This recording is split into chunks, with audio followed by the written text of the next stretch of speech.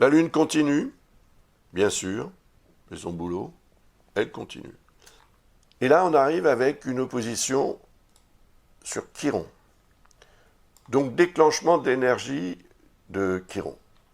La Lune est donc ici, en face. Déclencher l'énergie de Chiron, c'est déclencher ce qui doit être pris en considération côté santé. Santé en tant que telle, ou, comme je le dis à chaque fois, hein, santé dans un domaine ou dans un autre de votre vie. Maintenant, Chiron forme des configurations qui sont de fausses configurations. Ça, c'est un petit peu embêtant parce que finalement, une fausse configuration, comme ici on a un faux carré avec Pluton, on a un faux carré avec Vénus qui viendra tout juste d'entrer en Cancer. Alors les faux aspects, faux amis, etc., le faux carré est en fait un sextile, ou c'est un carré déguisé en sextile plutôt. Et avec Chiron, c'est embêtant parce que Chiron représente les questions de santé. Donc vous allez peut-être avoir un symptôme qui va apparaître. Et si cette énergie de Chiron, en lien avec Pluton, représente la capacité de régénération au niveau justement de la santé, vous pourriez avoir l'impression d'être meilleur que les autres. Et donc de considérer que vous avez suffisamment d'énergie de régénération pour ne pas être affecté. Mais comme c'est un carré, en fait, il va vous tromper. Donc, soyez quand même dans la vigilance. Après, le sextile avec Vénus, c'est un faux sextile aussi. Donc, c'est un sextile carré. Et là, c'est l'inverse qui se produit. Ça veut dire que Vénus peut représenter un potentiel de satisfaction qui, finalement, ne sera pas apprécié à sa juste valeur. Donc, vous allez prendre Vénus du mauvais côté. C'est l'amour de quelqu'un, peut-être, qui va vouloir vous conseiller pour améliorer votre situation ou votre santé, ou la santé dans un domaine de votre vie.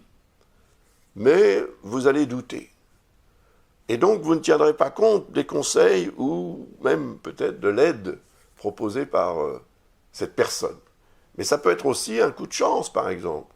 Vous pourriez avoir à tenter la chance pour vous tirer d'embarras. Ça m'est arrivé, ça, et ça a fonctionné, je peux vous le dire. C'est formidable. Donc, ne considérez pas le lien favorable de Vénus comme étant quelque chose qui ne l'est pas.